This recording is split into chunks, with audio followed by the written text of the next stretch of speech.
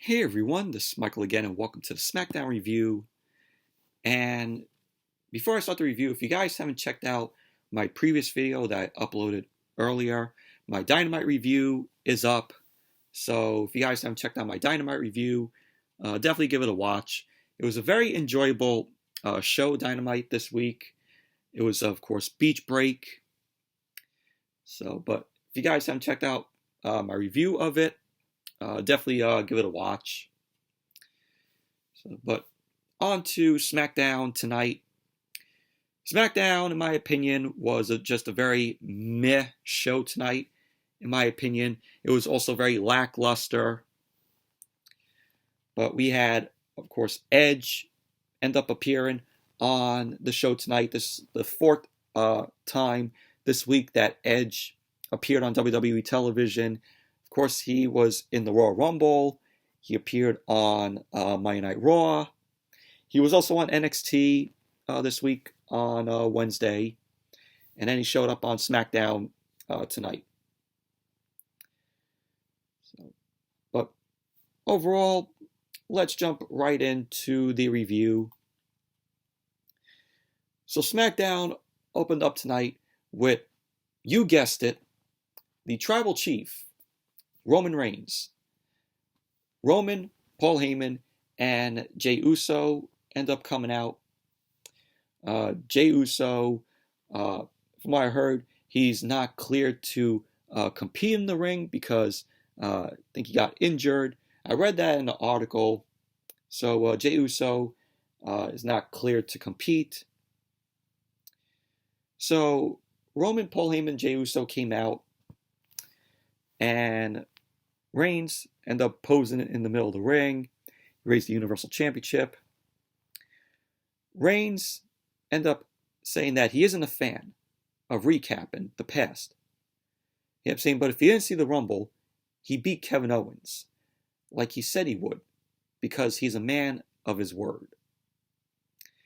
So then he went on to say, enough about the past. Let's talk about the future. He went on to say, apparently the future is Edge. So Reigns ended up bringing up the main event of WrestleMania. Reigns ended up asking who's the main event around here. Paul Heyman ended up acknowledging him. So Reigns ended up having two issues. Him being the Tribal Chief, the main event, and why in the hell would Edge waste his time visiting NXT and Monday Night Raw? And so Roman was like, he should come straight to his show and beg him at his feet and sell him on why he should let him on the island of relevancy. So he ended up talking about the second issue that he has. Roman ended up asking Paul Heyman why the hell he's out here first. He's like, where is Edge at? So Reigns ended up saying that Edge made the mistake of disrespecting him all week. But Reigns was like, oh, I'm a nice guy. I'm a gentleman. And he ended up saying that he's going to let that slide because Edge is making him wait. So Reigns ended up telling Paul Heyman to get Edge's ass out here. So Paul Heyman was yelling for Edge to come out, for Edge's entrance. And he was like, play his entrance to a crew member. So a crew member was there. Paul Heyman ended up saying a few words to Roman. Roman got upset because Edge didn't come out. So Reigns ended up saying that Edge isn't here. He ended up saying Edge must think he's a fool. He ended up saying, does he look like a fool or a man who wants to play games? So Reigns ended up yelling and asking why would Edge play games with him? And there was a point where Reigns was screaming. He actually made Paul Heyman jump, which was hilarious. Paul Heyman was like, it was hilarious. So Reigns ended up seating now, and he says that the last man that played games with him was Kevin Owens. And he says he's no longer here. Kevin Owens is no longer here because he whipped his ass. Reigns ended up saying that Owens is history and it's never to be seen again. So Reigns ended up saying that he will tell Edge this nicely. He said, you need to understand this because this is your only chance and that you're going to give your decision by the end of the night. So Roman Reigns wanted Edge to give his decision to Roman later on in the night. So that was that. So, but this was a pretty good opening to SmackDown. Roman Reigns, Paul Heyman, and Jey Uso, they're still keeping my interest on SmackDown. They're the best. Roman is the best thing going on SmackDown, the best thing going on WWE television, with his, of course, his persona here. Just, they're keeping everybody's interest. Roman is keeping everybody's interest on SmackDown. But overall, it was a good opening to SmackDown. It was enjoyable with Roman Reigns.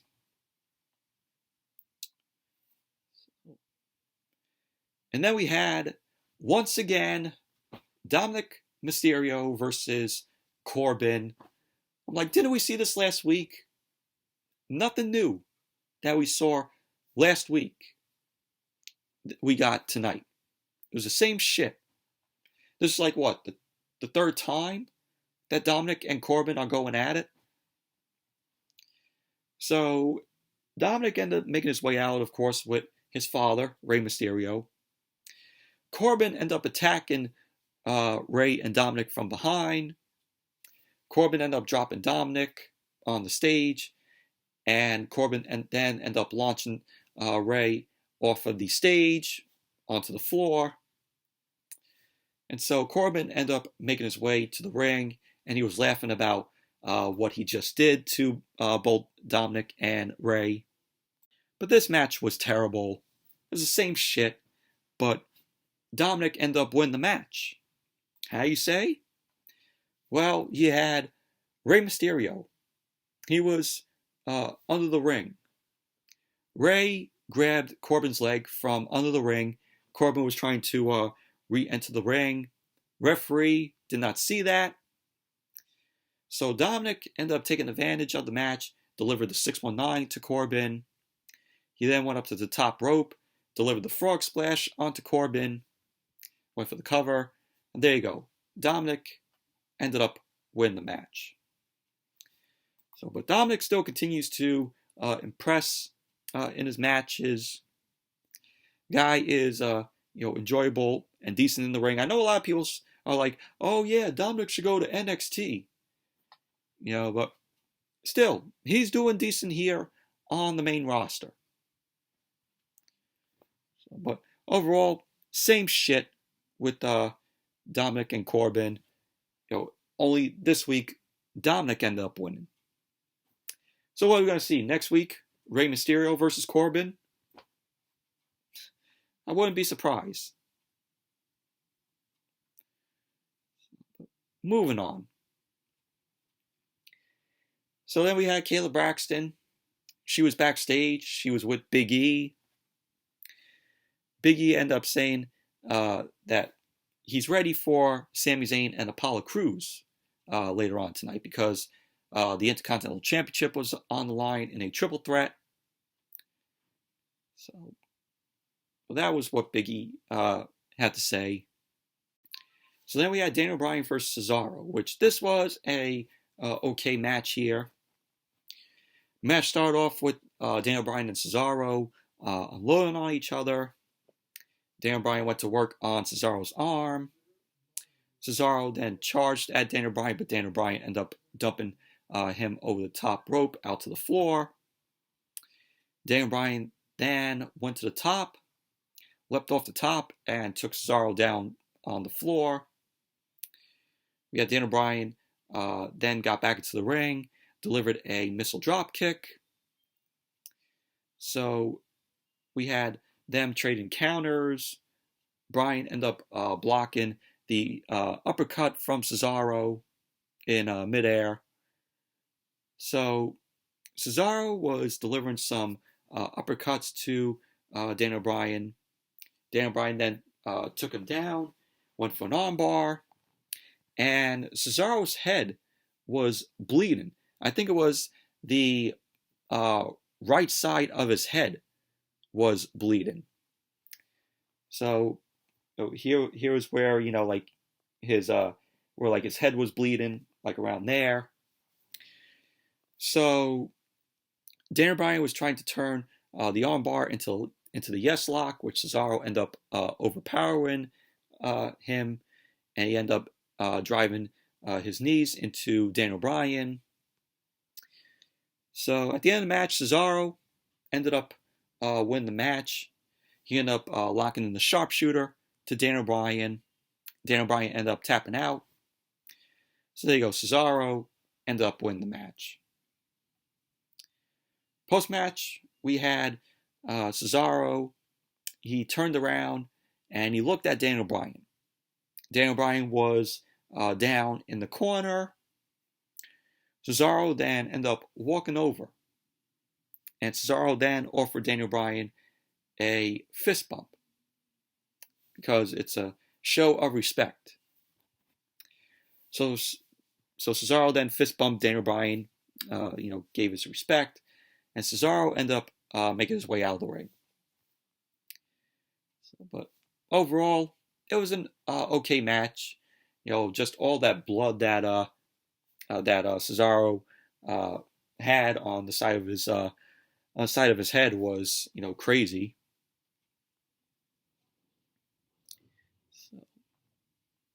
And then we had Kayla Braxton.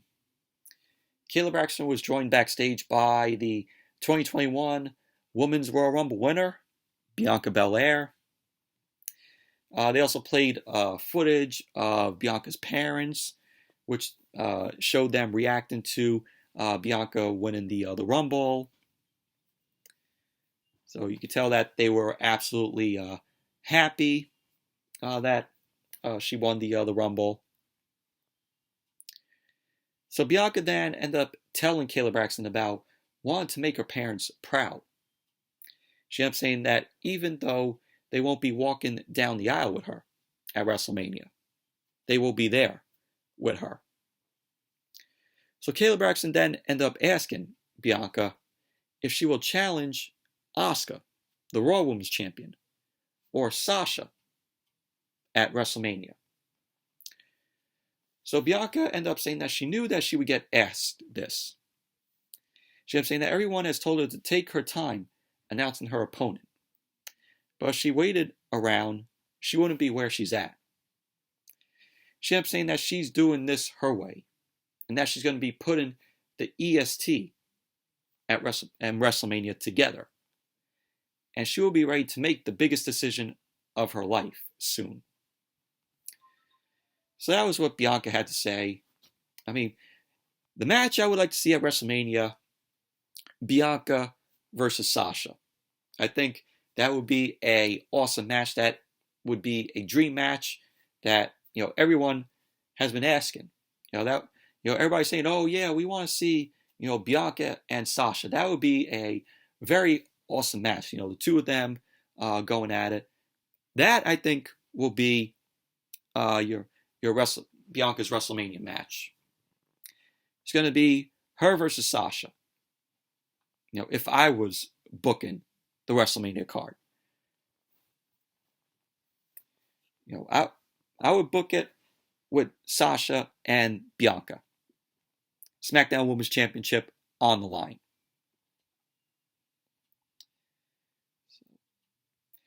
Then we have Bayley versus Ruby Riott. Very quick match. Of course, we got Liv Morgan out there and Billie Kay on commentary. God-awful Billie Kay on commentary. So Bayley took control of the match. She was talking trash to Ruby Riott. Ruby Riott ended up decking Bayley with the right hand. At the end of the match, you had Billie Kay end up trying to break up the interference. Liv was yelling at Billie Kay. Ruby Riott ended up turning the submission that Bayley ended up locking on into a 2 count. Liv Morgan and Billie Kay were just arguing on the outside. Bayley ended up countering Ruby Riott, and that was that. Bayley ended up winning the match. So, my favorite Bayley wins. So, and Bayley still continuing winning matches. So, but overall, just a very quick match. It was a nothing match, in my opinion. So then we saw Billie Kay running over to the commentary booth with her resumes and her 8x10 picture on the resume. I'm like, really? Oh man, with Billie Kay, they just don't know what to do with her, and they made her awful. She is absolutely terrible after they broke her up from Peyton Royce. And they broke up the Iconics of them together. Billie Kay is absolutely awful. So then we had Bianca Belair ended up coming out. Bianca got on the mic. She ended up saying that her whole life changed overnight when she won the Women's Rumble. She says she's been doing nonstop press and her phone was blowing up. She ended up saying that this is the biggest decision of her life.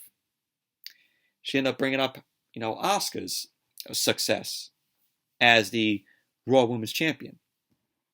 She then brought up her girl, Sasha, as a SmackDown Women's Champion. So she ended up praising Sasha and says if she's going to put the EST in WrestleMania, she has to do it her way. So, of course, we had Bianca pointing up to the WrestleMania sign, of course, because it's WrestleMania sign pointing season. So then, Reginald, Carmella's sommelier, ends up coming out to interrupt Bianca. Reginald wanted to offer Bianca some advice. He ended up saying that he's quite sure Bianca can defeat Asuka. But Reginald ended up telling Bianca if Bianca picks Sasha, well, he started laughing. So Reginald was in the ring. He ended up saying that Bianca can't beat Sasha because she can't even beat Carmella. So then, of course, Carmella came out. Carmella ended up saying that Reginald means well, even when he gets a little overexcited. So she was bragging about beating Sasha twice, and she ended up saying that she beat Sasha twice, and that she sure can do the same to Bianca. So then out came Sasha. Sasha ended up saying, with all due respect, she's going to stop looking in her rear view and start focusing on the road that's ahead. Focusing on WrestleMania. Sasha ended up saying that Bianca certainly has her attention. She ended up saying that Bianca has been in 2 Rumble matches, setting records both times. So Sasha ended up giving Bianca, props for lasting almost an hour on Sunday in the Women's Rumble.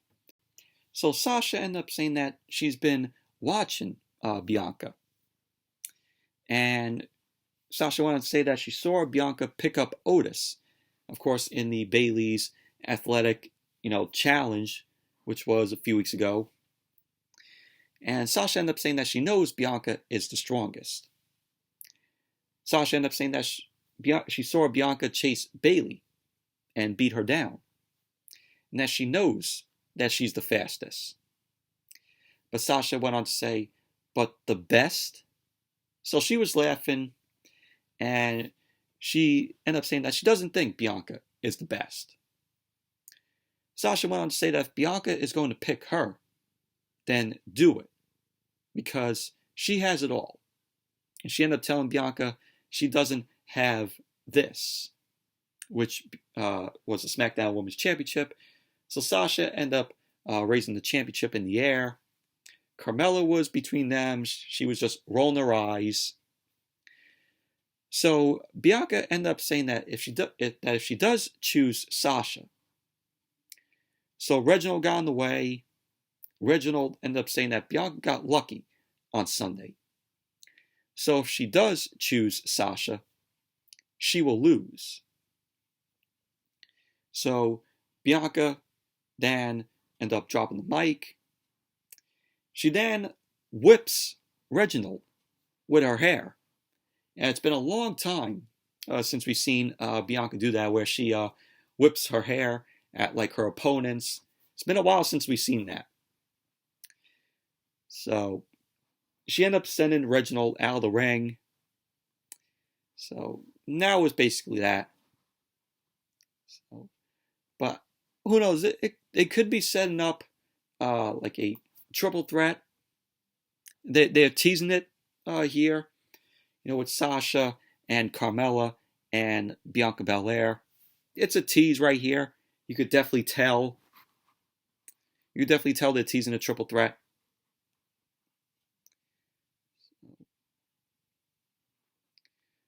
Overall, this was a pretty decent segment here.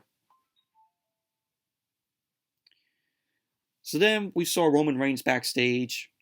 Roman was talking with Jey Uso. Paul Heyman ended up saying that it's now confirmed that Edge is finally here. So he told Roman that. So there you go. And then we saw Kayla Braxton. Kayla Braxton was backstage with Sami Zayn, who had, of course, his documentary film crew with him. Sami then accused Kayla of being a corporate shill and also a propagandist. He went on about the injustices against him and says finally they will get a happy piece of footage for his documentary, as he will reclaim his Intercontinental Championship and his status as champion of the people. So that was what Sami Zayn had to say. Then we went to Otis and Chad Gable, the Macarena guys, versus Robert Roode and Dolph Ziggler. The only thing that was good of this match was the Street Profits on commentary here. This match was just very, in my opinion. It was very boring. The only thing, like I said, the only thing that was good was the Street Profits doing commentary. And we saw them in a picture-in-picture on the bottom left side of the screen. So, but Dolph Ziggler and Robert Roode end up winning. They actually did get new entrance music, Roode and Ziggler. But Roode ended up hitting the Glorious DDT on Chad Gable. There you go. Dolph and Robert Roode end up winning the match. So the Street Profits were still talking trash on commentary to Dolph and Robert Roode. Otis ended up hitting the ring. He tried to attack Roode and Ziggler, but they end up retreating out of the ring, and that was that. So, but Ziggler and Roode win. Who cares? And then we had Hulk Hogan and Jimmy Hart. They end up doing a quick promo that was pre-recorded, where Hogan ended up talking about his match against Andre the Giant at the main event 33 years ago, because today marks 33 years since that match took place with Hogan and Andre. 33 million people end up tuning in to watch that match. And Hogan at that time was the World Heavyweight Champion. That was when you had the classic Winged Eagle belt, which that's classic. Right there when you see the Winged Eagle belt, which Hogan was the champion, and you had Hogan being screwed out of it because we had twin brothers, and we had Dave Hebner, who was not the assigned referee, and his twin brother Earl Hebner, who was also there. So that point in the match, Hogan ended up getting his arm raised, but the referee didn't see it. So it was a screw job. So Andre the Giant came out winning the World Heavyweight Championship, and Andre wanted to surrender the title, so he ended up surrendering the title and putting the title around Ted DiBiase. So then, of course, from what I heard, Andre had actually vacated the title. So the title was put in a tournament that was held at WrestleMania 4 to crown a new World Heavyweight Champion. So and this was, of course, Hogan and Andre. They had this match coming off of their classic match at WrestleMania 3, where, of course, Hogan body slammed Andre for that historic classic moment that we all know. So Hogan ended up talking about that. And then he went on and talked about Edge, and Edge choosing Drew McIntyre or Roman Reigns for WrestleMania.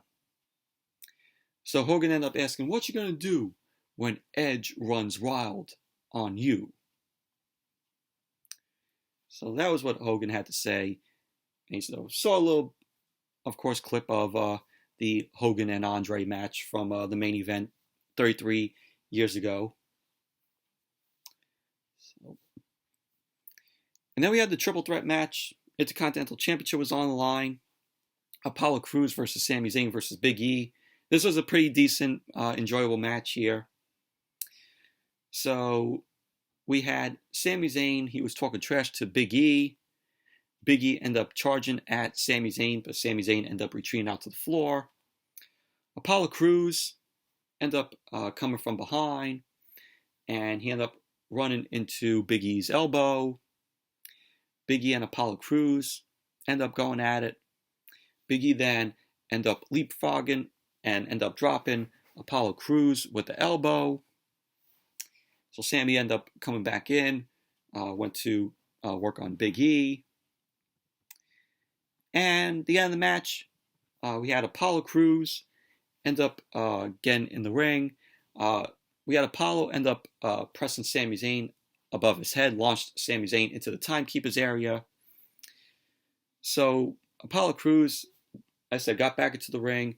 Big E ended up scooping him up and delivered the big ending. So there you go. Big E ended up winning the match, retained the Intercontinental Championship.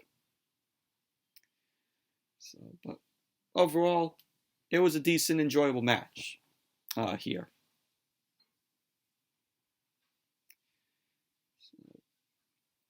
And then we had Edge come out. Edge made his way out. He kept saying, you can't accomplish something you've never dreamed of. He kept talking about dreaming for the past 7 months while rehabbing his injury. He said that he dreamed of coming here and coming back home. He wanted to say that he was dreaming of winning the Royal Rumble and main eventing WrestleMania, taking back something that he never lost, something he feels is his. So he went on about entering the Men's Rumble at number 1 and outlasting 29 other superstars, of the best superstars of today. He kept saying he now finds himself on the main event at WrestleMania. And that begs the question, which champion does he choose?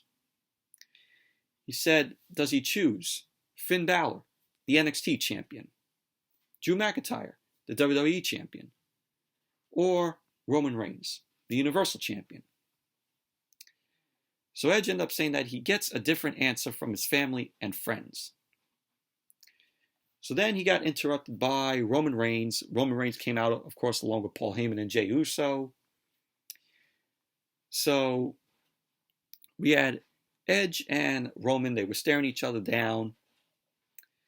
And Reigns and Paul Heyman end up again on the apron. So there's Jey Uso. So Edge ended up asking Roman if he had to bring backup, if he's already sweating him. So Edge ended up saying that he's out here alone. Reigns got on the mic and he ended up saying, man to man. He gives Edge his word. And he ended up saying, without his blessing, Paul Heyman will not make a move on Edge. So Edge ended up saying that he's renting space in Reigns' head already, and that he sees it. And he ended up saying that's why Jey Uso is out there. So Reigns ended up telling Jey to go back to the bus because he's got this. So Jey Uso then got out of the ring. Paul Heyman also got out of the ring, and he was watching from the ring apron.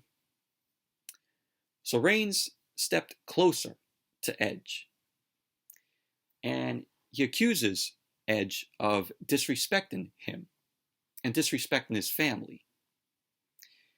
Reigns went on to say that he is only going to say this once. He told Edge to acknowledge him. He told Edge to acknowledge him as the main event at WrestleMania and acknowledge him as the champion of choice. So Reigns ended up saying that was Edge's cue. Now go. So then Kevin Owens ended up attacking Roman from behind, and Kevin Owens laid Roman out with the stunner. So Owens ended up marching out of the ring. He went straight up the ramp. So Edge was looking down at Reigns on the mat, and he ended up getting out of the ring, and that was how SmackDown went off the air. So Edge still has to think about who his WrestleMania opponent will be. And so from Kevin Owens attacking Roman from behind, hitting him with a stunner, looks like we're going to be getting another match with Kevin Owens and Roman Reigns. Possibly that's going to happen at Elimination Chamber.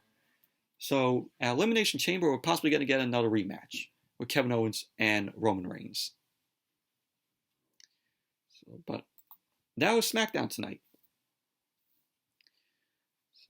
But anyways, that's it for the SmackDown review. Thank you all for watching. Hope you all enjoyed this review. Definitely give the video a thumbs up, comment, subscribe, and until next video, I'll see you all later.